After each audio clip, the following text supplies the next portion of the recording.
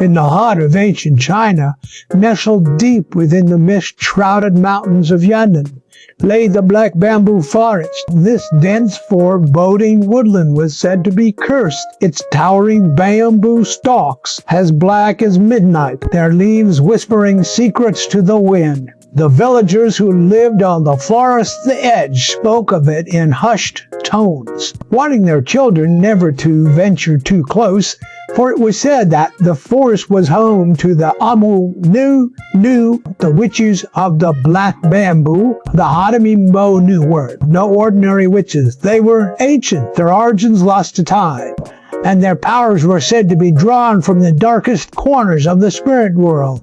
They were rumored to be immortal, their youth sustained by the life force of the living.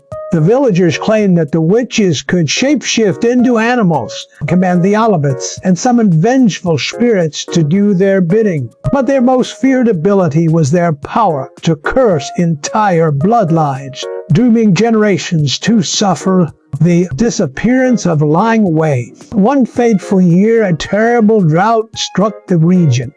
Crops withered, rivers dried up, and the villagers grew desperate. Among them was a young farmer named Lang Wei, a brave but reckless man who scoffed at the old superstitions. When his wife fell ill and the village healer could do nothing, Liang Wei decided to seek out the Norapied Nunu. He believed they could cure her, for it was said they possessed knowledge of ancient remedies. Against the pleas of his neighbors, Ling Wei ventured into the Black Bamboo Forest. At dusk, the air grew colder as he walked, and the bamboo stalks seemed to close in around him, their shadows twisting into grotesque shapes. He soon lost his way, the forest seemingly alive, and guiding him deeper into its heart. Hours passed, and just as despair began to take hold, he stumbled upon a clearing. In the center of the clearing stood a decrepit hut, its walls made of woven bamboo, and its roof sagging under the weight of moss. Smoke curled from a chimney, and the faint scent of burning herbs filled the air. Liang Wei approached cautiously, his heart pounding. Before he could knock, the door creaked open,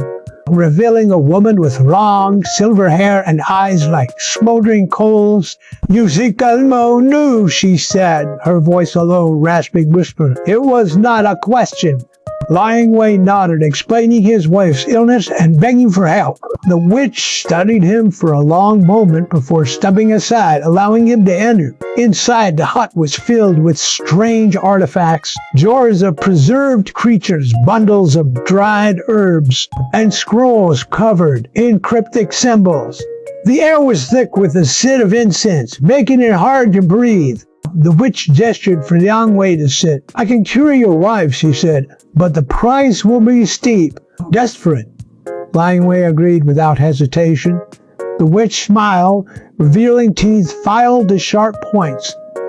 She handed him a small vial filled with a viscous black liquid.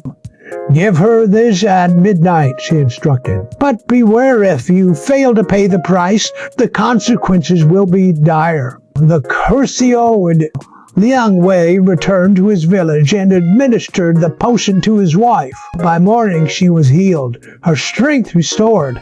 But the witch's warning haunted him. Days turned into weeks, and just as he began to believe he had escaped the witch's grasp, strange things began to happen.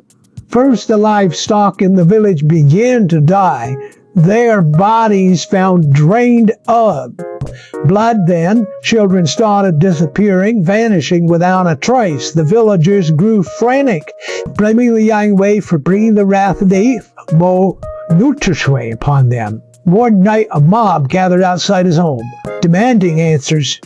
But when they broke down the door, they found Liang Wei's wife standing in the center of the room, her eyes glowing with an unnatural light. She spoke in a voice that was not her own, a chorus of whispers that sent chills down their spines. "The price has not been paid," she said. "The debt must be settled in blood." Before anyone could react, she lunged at the nearest villager, her teeth sinking into his throat. Panic erupted as the villagers fled, but it was too late. The curse had taken hold, spreading like a plague.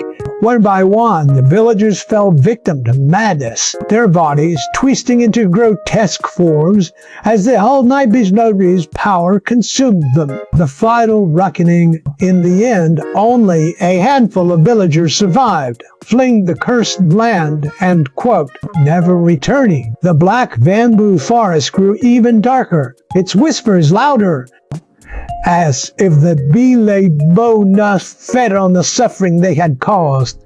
To this day, it is said that the witches still roam the forest, their laughter echoing through the night as they search for new victims to ensnare in their web of curses. And if you listen closely on a moonless night, you might hear the faint sound of bamboo creaking in the wind, a reminder of the horrors that lie within the black bamboo forest. This tale serves as a chilling reminder of the dangers of meddling with forces beyond human understanding and the price that must be paid for tampering with the unknown.